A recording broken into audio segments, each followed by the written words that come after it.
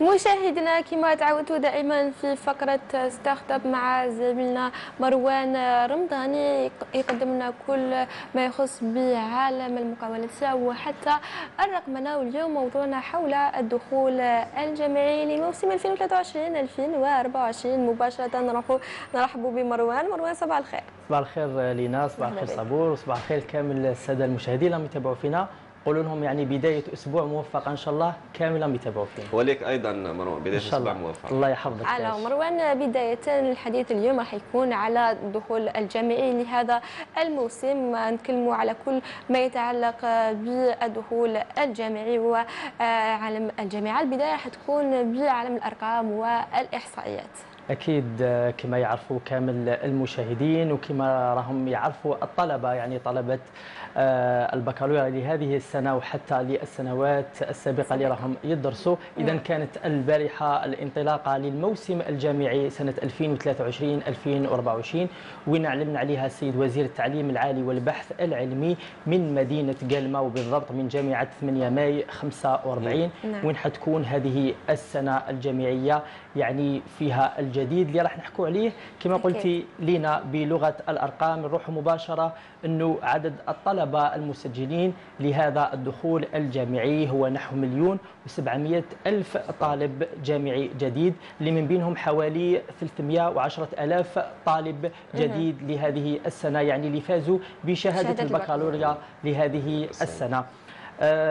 دائما مع لغة الأرقام نقولوا أنه الجديد في هذه السنة وفي هذا الدخول الجامعي الجديد أنه كانت فيه الرقمنة بصفر ورقة. وكما حكينا يعني قبل ما نروحوا للعطله يعني حكينا على الرقمنه. نعم، حكينا على الرقمنه فيما يخص الدخول يعني التسجيلات الجامعيه، وين قلنا انه فيه صفر ورقه، وين الطالب لهذه السنه يعني سجل كلش الكترونيا عبر التطبيق او عبر المنصه اللي فتحتها وزاره التعليم العالي والبحث العلمي. اكزاكتومون مروان، خاصه يعني هذا الشيء سهل اكثر بالنسبه للطلبه الجدد، خاصه انه اول مره بالك يروحوا للجامعه ما يعرفوش شنو هي الاجراءات يعني كلش كان رقمي، كلش كان عبر الانترنت. هذا الشيء كله اختصر عليهم الوقت والجهد ايضا. اكيد، وخاصه انه الشيء الجديد اللي شفناه لهذه السنه انه بطاقه الطالب الجامعيه يعني لما تشوفها تعطيك راحه نفسيه للطالب الجامعي، لانه في الواجهه الاولى حتكون في بطاقه الطالب، في الواجهه الثانيه هي بطاقه النقل الجامعي اللي حتسهل لهم سواء في الحافلات او في المترو. يعني هذه التقنيه جديده، يعني حتى في المترو يقدروا يتنقلوا بالترامواي، وهذا شيء جديد ومفرح، هذا باش يعطي لهم اريحيه تامه. نروحوا ايضا انه نقدروا نشوفوا انه في هذا الدخول الجامعي انه كان اعلن عليها السيد الوزير يعني في ندوات صحفيه انه حوالي 75% من الطلبه الجدد انهم قدروا يختاروا الرغبات يعني من بين الاولى او الثانيه او الثالثه. يعني شو الاول او الثاني او الثالث، يعني كلهم تخصصات حابين يقراوهم. اذا هم يعطوا لهم 10 يعني لشوا 10 لشوا و10 اختيارات، فجات الاولى او الثانيه او الثالثه. هذا شيء مفرح انه الطالب يعني يعطوا له التخصص اللي راهو حبوا، هذا شيء مفرح. نروحوا ايضا نبقاو دائما في هذه التخصصات. كاين تخصصات يعني اللي معروفه مثلا الطب، الصيدله، الهندسه، البيولوجيا الى اخره. فيه تخصصات جديده لهذه السنه لنا. نعم، لو كان تعرفنا عليها مروان، تخصصات جديده دمجتها وزاره التعليم العالي والبحث العلمي في مختلف الجامعات. إذا هذه التخصصات زميلي صبور هي تخصصات راهي تتماشى مع العصر، تتماشى مع مهن الغد، لأنه كل شيء راهو تحول، راهي رقمنة، تتماشى أيضا مع التكنولوجيا والرقمنة. أكيد نعم. فهذه التخصصات تدخل في هذا الميدان، وأيضا في رفاهية المجتمع الجزائري هكذا باش تتحسن يعني الأحوال المستوى المعيشي. من بينها نروحوا نلقاو أنه الروبوتيك كان يعني في المرتبة الأولى. الروبوتيك اللي هو يتعلق بالأنظمة المستقلة، كان فيه الذكاء الاصطناعي. هذا يعني هذا لو مون تاع الذكاء الاصطناعي راه داير ضجه كبيره في الجامعات ويعني حتى في الحياة اليومية. إن شاء الله مع الأعداد القادمة راح نفصلوا فيه يعني في هذا الذكاء الاصطناعي، في أيضا الرياضيات التطبيقية والفيزياء الحديثة اللي تتعلق بنانو تكنولوجيا. أكيد يعني كلها تخصصات جديدة تتماشى والعصر الحالي وتطور التكنولوجي، خاصة ولك تخصص الذكاء الاصطناعي اللي هو محل اهتمام معظم الشباب اللي قاعدين يشوفوا فينا. أكيد يعني دخلوه بقوة الذكاء الاصطناعي، والمدرسة العليا للذكاء الاصطناعي لهذه السنة يعني سجلت من أعلى المعدلات اللي وصل المعدل تاعها وكنا حكينا عليه 17.79، يعني معدل مرتفع. فبالتوفيق لكل طلبة الذكاء الاصطناعي. نروح الآن إلى المدارس، نحكيو شوية على المدارس. يعني المدارس نقدر نقولوا صابور ولينا أنه في هذه السنوات الأخيرة الطلبة ولاو يحبوا يدخلوا لها بقوة، وهذا نظرا الى المستوى اللي راهي تعرفوا المدارس تاعنا، يعني المستوى التعليمي تاعها يعني مستوى مرتفع. في عندنا انه المدرسه العليا للرياضيات، فيه المدرسه العليا للذكاء الاصطناعي، ودخلت معهم مدرسه جديده وهي المدرسه العليا المتخصصه في الأنظمة المستقلة. وكان صرح السيد الوزير البارحة في الدخول الجامعي الجديد، قال أنه راح نضيفوا لهم مدرستين جديدتين، الأولى تتعلق بالنانو تكنولوجيا والثانية راح تتعلق بالأمن السيبراني. أكيد نعم. يعني كان هذا بما يخص فتح مدارس العليا في تخصصات مختلفة. تعودنا شفنا مدارس عليا في العلوم السياسية، المدرسة العليا للأساتذة، الآن جاءوا فرص أخرى من أجل الالتحاق بالمدارس العليا لكل الطلبة المهتمين بمجالات مختلفة. نعم، وهذه المدارس اللي أعلنت عليها واللي قلت عليها هي تتعلق يعني بالمجال العلمي، لأنه نعرف أنه المجال العلمي عنده مجال واسع، هو أكيد. مجال واسع، وكل يعني العالم كله راه يعتمد على التكنولوجيا، على المجال العلمي، على العلوم، على الاختراعات.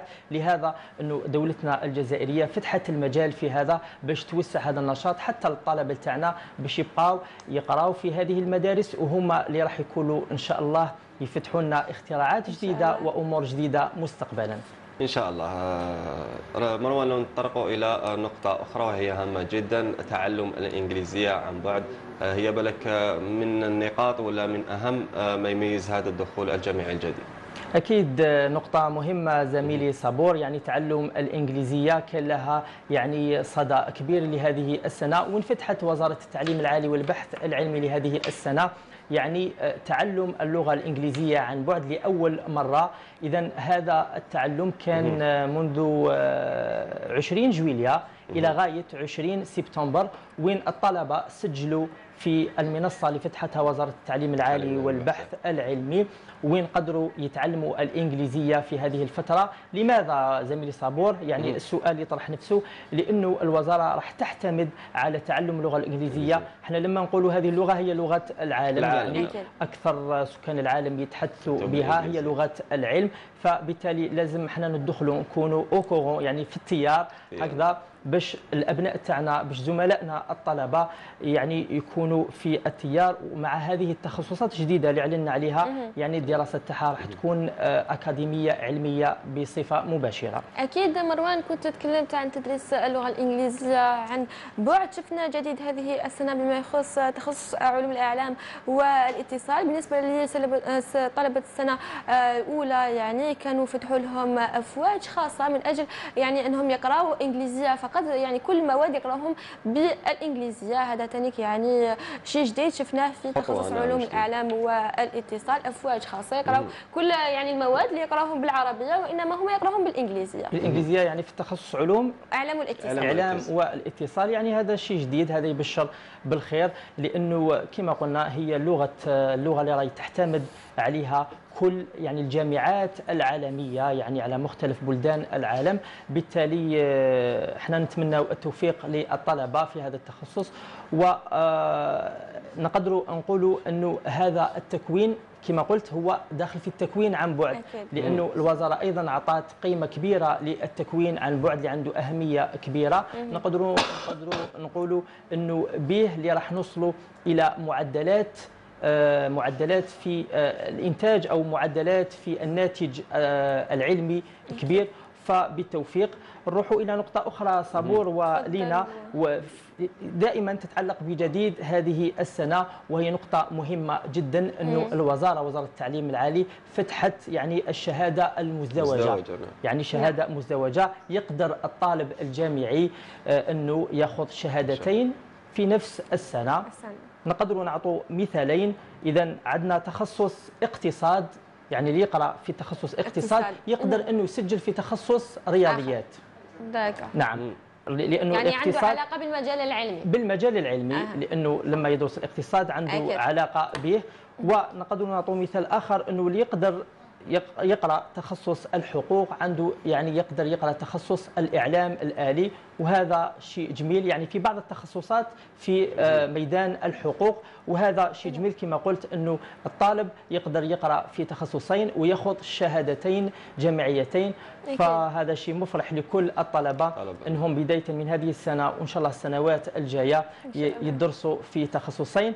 بدون إطالة نختم بآخر نقطة، أنه كان أعلن عليها وزير التعليم العالي والبحث العلمي البارحة في الدخول الجامعي الجديد. قال أنه تم إمضاء 177 اتفاقية توأمة مع مؤسسات جامعية من مختلف البلدان. هذه الاتفاقيات كانت بين المدارس العليا، خاصة المدرسة العليا بسيدي عبد الله، ومدارس أجنبية. هذه التوأمة هي اللي راح تخلق يعني جو التنافس، جو التكامل، وجو يعني التعليم العالي اللي رانا حابين نوصلوا ليه مستقبلا. نعم، شكرا لك مروان على كل هذه المعلومات. كلمتنا اليوم على أهم ما يميز الدخول الجامعي في موسم 2023-2024. شكرا لك مروان. يعطيك الصحة صبور، يعطيك الصحة لينا. إن شاء الله يكونوا مشاهدينا اللي يتابعوا فينا استفادوا معنا من هذه الأرقام ومن هذه يعني المعلومات. وأنا بدوري نتمنى التوفيق لجميع الطلبة، طلبات الجزائر في مختلف الجامعات في مختلف المدارس. وإن شاء الله لما يكون جديد رايحين ننوروهم به ونعلموهم به دائما في برنامج نيو داي. شكرا لك. أكيد نقولوا بالتوفيق لكل طلبة الجزائر. شكرا لك مروان.